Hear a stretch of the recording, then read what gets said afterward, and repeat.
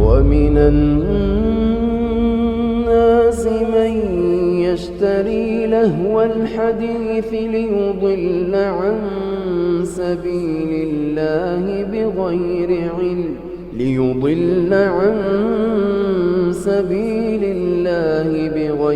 علم ويتخذها هزوا أولئك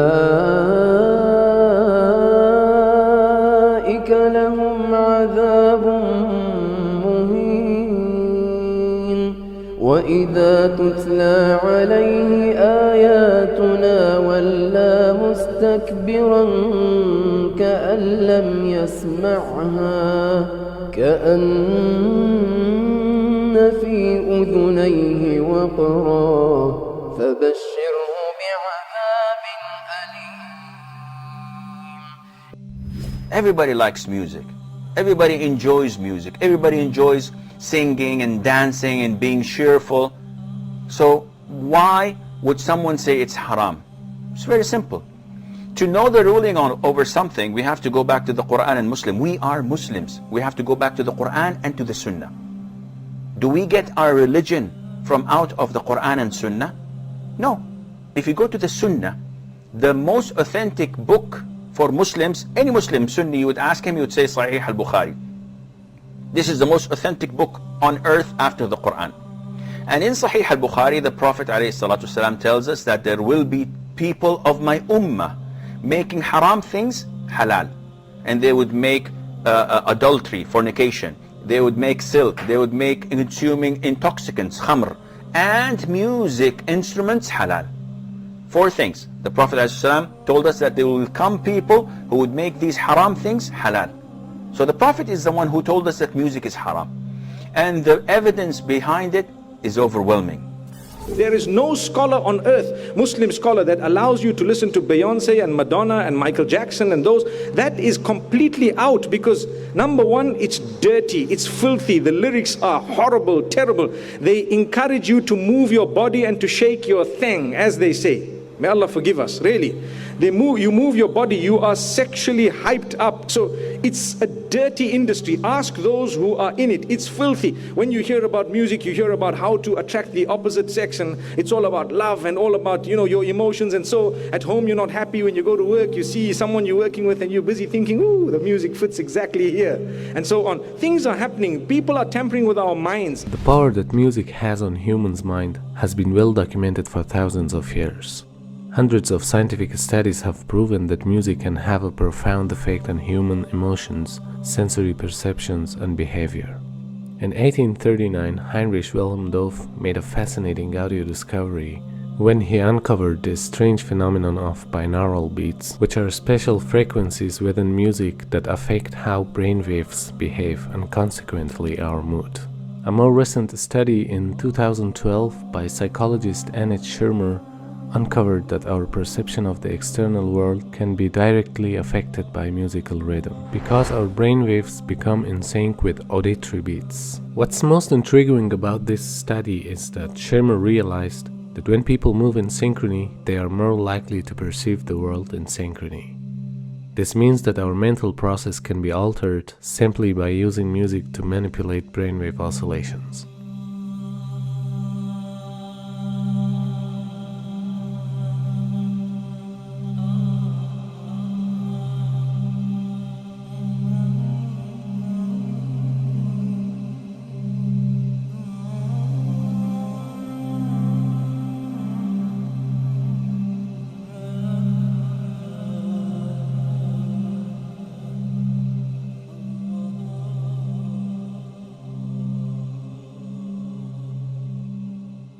Music touches the limbic system, or the emotional system of our brain, which actually, though slower than other parts, can overwhelm all of the other parts.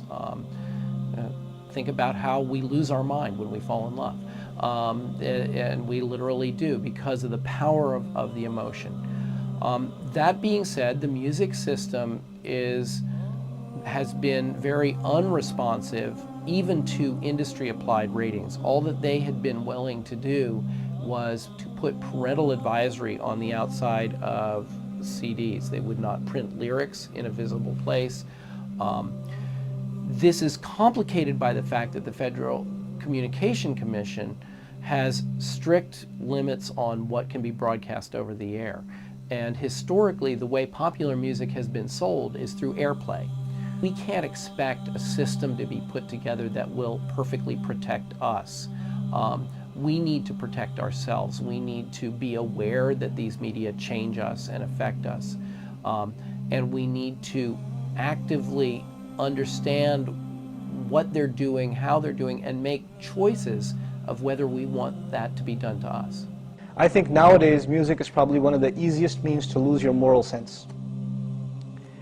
Music is audio pornography today. That's what it is. It's explicit, it's shameless, it's vulgar, it takes your sense of humanity away from you, it makes you look at women as objects, worse than animals. And these people are talking about women like they're talking about, an animal, really. And when you constantly, listen to garbage like that, then you get deviated. And you don't find pleasure except in disobedience to Allah, and that's a sign of a sick heart. Oh yes, and music is a whole another area that employs these techniques. Popular music, all popular culture, movies, TV, music, they carry messages, and it's not just entertainment. Entertainment is not value-free. It has ideological content. It presents a worldview that influences the people who are watching or listening. So we've got this disconnect, thinking that entertainment is harmless when it's the most important delivery system of propaganda, because it influences people without their conscious awareness, and that's the ultimate in controlling people in society, is to do it without them being aware of it. Now, you can't even listen to the lyrics because they're so disgusting, right? They are so filthy.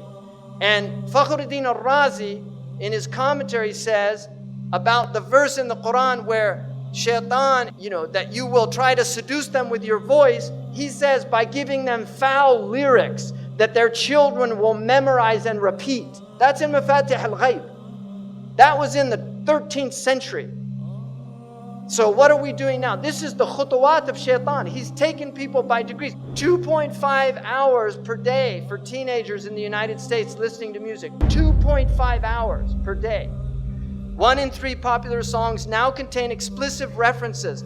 The number of times an adolescent is exposed to explicit substance references, 35 per hour. They're listening to 2.5 hours a day, 35 per hour, 84 per day, 591 per week, being told about alcohol and drugs in these lyrics. These are the khutawat of shaitan. 30,700 a year. References to drug or alcohol in songs. Pop, 9%. Rock, 14%. Hip-hop, R&B hip-hop, 20%. Country, 36%. Rap, 77%. And we've got all these kids listening to rap. This is what they worship, these Satanists. Baphomet. If you notice, he's androgynous, so it's a male-female mixture. Also making these signs. You see the signs he's making using this sign because 11 is the devil's number. Because 11 is 1 beside 1. In their numerology, they use 11 a lot, and they like multiples of 11. 11, 22, 33, 66. They like these multiples. In their magic, they know the secrets of numbers, and so they use numbers. The Prophet ﷺ, when they used magic on him, they blew on 11 knots. 11 uqda. And this is why the Mu'awwidhatayn has 11 ayahs, because it protects against their magic. So this is real stuff, people. I'm not making this up. This is real stuff. You can see Madonna imitating here Baphomet, right? Because she's one of them, and she's a numerologist. She is a numerologist. She practices numerology. Lady Gaga's got tens of millions of followers. So the devil has plenty of followers on Twitter. Now this man over here, LaVey, started the Church of Satan. He wrote a satanic Bible, and he explained that that symbol that they're all doing, that symbol, he said, was a curse symbol of devils. That's the way they put curses on people. And you've got people at rock concerts, they're all doing it, thinking it's cool. Marilyn Manson was a follower of Anton LaVey. He has tens of thousands of people go to his rock concerts. He has them openly denounce God. Openly. He says, I want you all to reject God tonight. And they all do it. So this is real stuff, people. He's very committed to this. He's a minister in the Church of Satan. And they use music. Because music is fitna. It's enticing. It sucks you in. You like it. It's enjoyable. Now, here's Miley with her little horn hair. Right? What is this?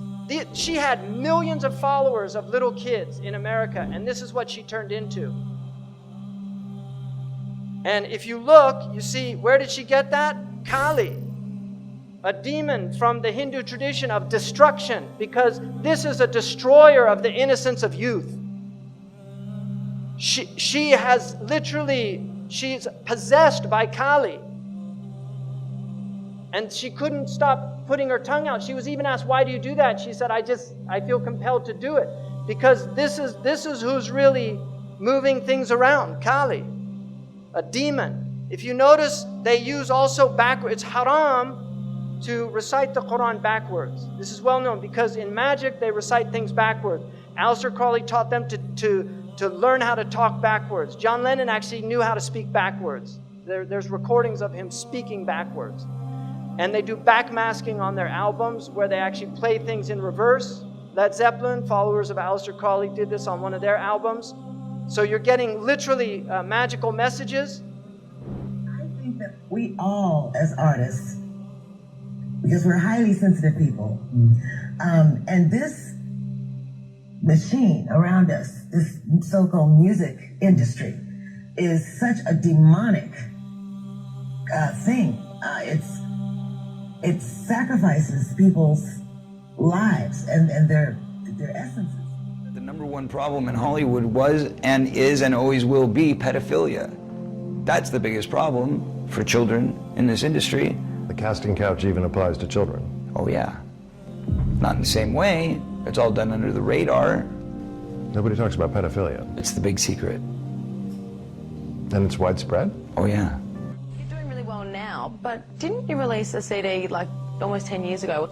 Yeah, I mean, I released a gospel record when I was 15 because I grew up in, a household where all I ever did was listen to gospel music, and my parents are both traveling ministers, and so I kind of sang about, what was going on in my life at 15, and that's how I got introduced to the music industry. Because I swear I wanted to be like the Amy Grant of music. Yeah. But it didn't work out, and so I sold my soul to the devil. I sold my soul to the devil.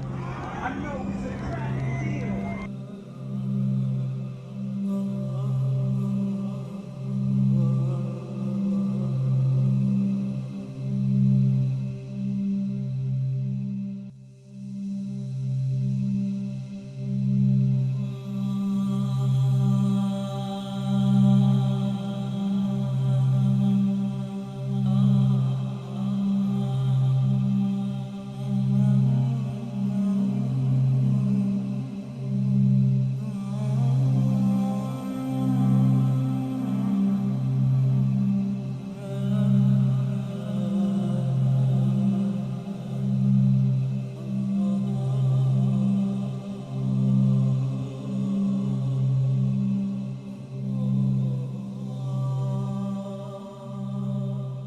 Yeah, I believe in the Illuminati. There is a certain level that you get at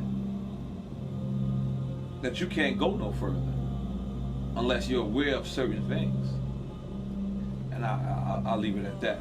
You know what I'm saying? There's a certain level that you get to, that there's a door that you have to walk through. And it's on you to walk through that door. And once you walk through that door, it's no problem. If your ultimate goal is to be famous, then you're gonna do a lot to get there. Like sign your name in blood in a contract with the devil. Like you're gonna end up on a one-way street and it's going nowhere. Like that's just the truth. I've seen so many people like forsake their moral code and their value systems just for a little bit of fame, and it's not worth it at the end of the day. It's really not worth it. I swear to Lucifer. I swear to Lucifer.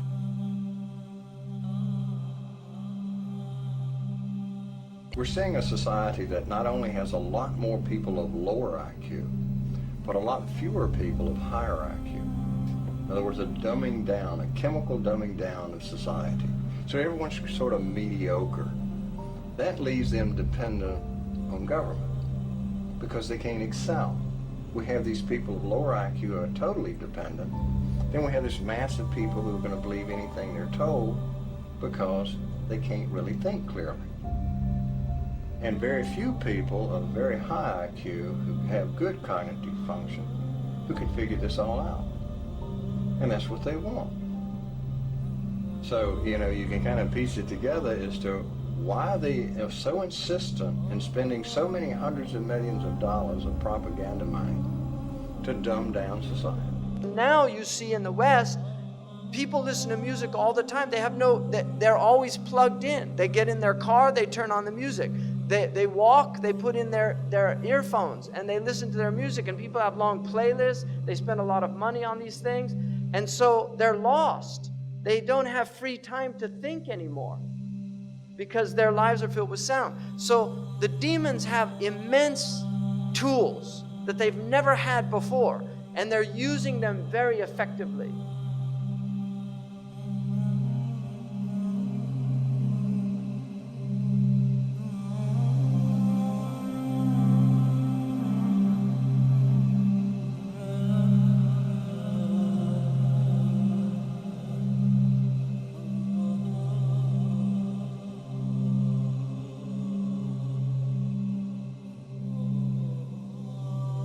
يعزف على رؤوسهم بالمعازف.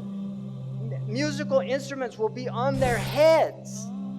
How did he know about that? That's what it says. I didn't make that up. It says they'll have ma'azif على رؤوسهم ma'azif. On their heads are musical instruments. Who would have known what that meant at the time of our Prophet ﷺ? But now we see it, all these people everywhere. Your mind is filled with their thoughts.